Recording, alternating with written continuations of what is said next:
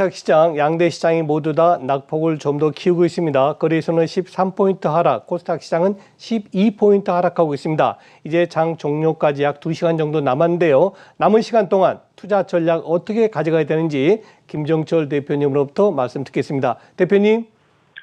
네, 여러 차례 여러분께 이런 말씀을 드려요.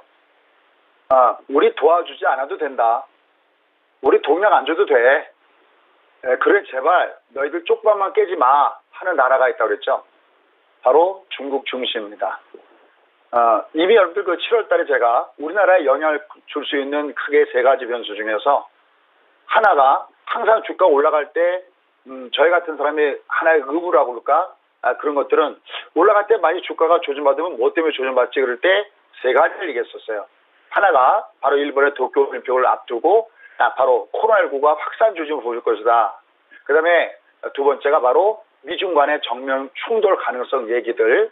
그래서 3번째가 한은의 금리 인상 이런 얘기들이었었습니다. 근데 결국은 최근에 중국의 악재가 터져나오고 있습니다. 이미 첫 번째 악재, 최근에 중국에서 벌어지고 있는 미중 간 고위급 회담에서 충돌되는 것은 이미 우리가 경험했던 겁니다. 근데 한 가지 왜 그러지라고 느끼는 것들이 있습니다. 바로 그것이 뭐냐면 중국이 자국 기업체들을 옥죄고 있습니다. 왜일까요? 일단 먼저 최근에 중국이 인구수가 줄고 있습니다. 결국 인구라는 것은 어떻게 보면 국력을 상징하는 건데 산하 제한을 풀었음에도 불구하고 인구가 줄고 있습니다. 요즘에 젊은이들 결혼 안 하죠. 결혼해봤자 집을 살 수 있나요? 굉장히 어렵잖아요. 그죠? 그래서 뭐 산포 시대다 이런 얘기도 많이 하잖아요. 중국도 마찬가지죠. 이거 애기 어떻게 낳을까? 왜냐하면 한쪽에서는 중국 같은 경우는 여러분 아시다시피 사회주의 아닙니까? 공산주의 국가면은 모두가 균등해야 되는데 그 균등이 균등하지 않죠.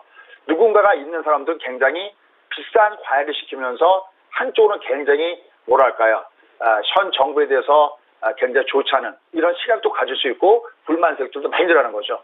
그러니까 첫 번째가 바로 어떤 거냐면 바로 고급 과외를 중심으로 해서 사교육을 이걸 가만 놔두지 않는 이런 부분들이 첫 번째 나타나고 있는 거죠. 이게 또 요새 악재가 되고 있고요. 그리고 최근에 텐센트 난리 났죠. 알리바바 그다음에 어디죠? 딩동닷컴인가 이런 데 다 난리 나고 있죠. 이게 공산주의 국가에서 자유분주보다 더 재벌급이 탄생하고 있다는 거죠. 이것도 상대적으로 가만 놔둘 수가 없는 부분이 되죠. 그러니까 이런 부분이 되면서 오히려 지금의 중국 증시가 굉장히 크게 하락하고 있는 이런 모습들도 보여주고 있습니다. 자, 이런 가운데서 오늘 미국 증시까지 조정을 받았습니다. 여기 잠깐 보시죠. 미국 증시를 보시면요. 오늘 미국 증시가 다우지수는 그런대로 0.2%인데 나스닥이 1.2% 빠졌습니다. 나스닥이 왜 이렇게 빠졌을까요? 라는 겁니다. 자, 원래는요. 미국에서 빅테크 기업들이 조정을 받는다 하더라도 이게 전혀 미국으로 전이되지 않거든요. 심지어 어떤 얘기를 하냐면 소위 롱숏 전략. 그러니까 중국을 때려버리고 미국을 사는 거죠. 그럼 어떤 결과가 생기냐면 올라갈 때 중국이 올라가더라도 미국이 더 올라가면 무조건 먹게 돼 있고요. 다음에 주가가 빠지더라도 미국이 빠지는 것보다 중국이 더 빠지면 먹게 되는 거죠. 이게 바로 헤지펀드의 롱숏 전략이죠. 그러니까 오히려 중국에서 중국 시장이 약하면 약할수록 이 돈은 오히려 미국 시장으로 들어가기 때문에 미국 주가에도 긍정적인 주가 시작하는 해석이 그릇하게 일부 월가에서 나오고 있습니다. 그럼에도 불구하고 여기 나스닥이 이렇게 조정받았던 이유는 이게 생각보다 심하게 중국 증시가 조정받으면서 현 시장을 끌어내린 것이 첫 번째고요. 그다음 미국이 이렇게 또 조정받았던 가장 큰 배경에는 바로 CDC, 바로 질병통제예방센터죠. 얼마 전에 미국은 60% 이상의 이미 벌써 백신을 맞은 상태에 놓여 있고 집단 면역이 들어갈 수 없다 그래갖고 마스크 벗어라라는 지시가 있었어요. 우리의 입장으로 보면 굉장히 깜짝 놀란 입장이죠. 그런데 다시 이 CDC가 어떻게 했냐면 이게 요새 확진자 수가 굉장히 많으니까 어떤 일이 생겼냐면 이제는 굉장히 확진자 수가 굉장히 많이 일어난 쪽을 중심에서는 마스크 써야 돼. 이게 심리를 안 좋게 하면서 순간적으로 주가가 밑으로 가는 이런 영향을 줬던 거죠. 이건 고스란히 어디로 이어지냐면 경기 회복이 더디게 일어날 것이 아니라 그래갖고 특히 이머징 마켓 시장 쪽이나 이런 데는 이 전체적인 성장률을 굉장히 낮게 보고 있습니다. 그래서 전체 성장률은 지금 IMF에서 3%대를 6%대를 그대로 유지하고 있는데 올해 전체적으로 봤을 때는 신흥국의 성장률은 오히려 0.4 정도 다운시킨 것이 현재 시장에 악영향을 주고 있다라고 얘기할 수가 있겠습니다. 그다음에 또 하나는 역시 FOMC인데 이거는 다만 기대를 가져도 될 것 같습니다. 원래는 테이퍼링에 대해서 깊숙이 논의를 해야 되는데 지금 이 델타 변이가 나타나면서 요번에 찍은 것은 델타 변이했다는 부분이기 때문에 요건 좀 부정적보다는 긍정이다라고 할 수 있겠습니다. 그래서 결론 맺도록 하겠습니다. 담관 시장은 현재 주가 흐름의 모습을 보면은 이미 여기 장대형 부위가 마디존에 들어와 있는 거죠. 그다음에 얘도 어제도 보여드렸듯이 박스권에 이게 있기 때문에 역시 오늘도 장대 플러스 반등을 주고 얘도 플러스 반등을 주는데 위로 올라갈 때는 여전히 일정 부분의 리스크 관리해 주는 것이 현재 타임에서는 여전히 필요하다는 걸 느끼게 됩니다.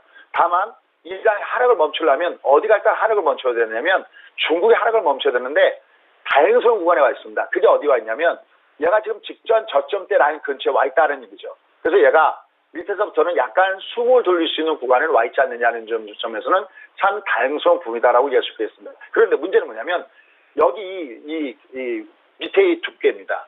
마틴 길증 여기가 훨씬 좁기 때문에 이거 위험하다라는 말씀 몇 번 드렸었죠. 얘가 위로 올라가더라도 얘가 좁아지고 있기 때문에 내려갈 때는 아니지만 여전히 얘가 위로 올라갈 때는 당분간은 아주 좀 구간에 있을 가능성이 굉장히 없기 때문에 이 세 개의 변수들이 어떻게 되는가를 봐가면서 매매하시고 주겠다. 다만 큰 맥점의 흐름은 여전히 끝난 것은 아니다. 다만 단기적으로는 누차하겠던 대로 말존이 있다는 것을 염두에 두시고 공략 포인트를 잡아가시는 걸 좋겠습니다. 오늘 이런 가운데서 삼성물산, 이마트, PH마트 이렇게 세 종목을 살펴봤습니다. 자, 삼성물산은 최근에 뭐 실적에 대한 것도 실적이지만 바로 815죠. 이재용 부회장의 사면은 정치인 부담이 많기 때문에 힘들다는 것이 거의 중론입니다. 다만 가석방에 대한 얘기는 이게 법무부 소관이고 최근에 여당 대표도 삼성 그 공장을 찾아서 한 얘기들 아마 기사에서 많이 보셨을 겁니다. 이런 부분 관련해서는 이재용 부회장과 연결된 이런 종목군들 또 기타 소부장 종목군들은 관심 갖고 볼만하다라는 판단이고요. 다만 이마트 뭐 오늘 위아래로 왔다 갔다 하면 손주 항사를 보여주고 있지만 바로 스타벅스 코리아 이 지분 인수와 연결시켜서 봤을 때 이런 종목군들도 현재 타임에서 조금씩 좀 볼 필요가 있다라는 판단을 갖고 있습니다. 그 다음에 KH바테 요거 바로 우리가 많이 보는 삼성전자의 신형 폴드품 관련된 부분들이죠. 이런 것들은 조심받을 때 선별치를 보시면 좋겠습니다. 당분간 마디존 염두에 두시고요. 위로는 조금 조심하시고요. 다만 반면에 밑으로 갈 때는 여전히 이렇게 일부 테마성 종목 중에서 매수가 형성되어 있다는 거 염두에 두시기 바라겠습니다. 고맙습니다.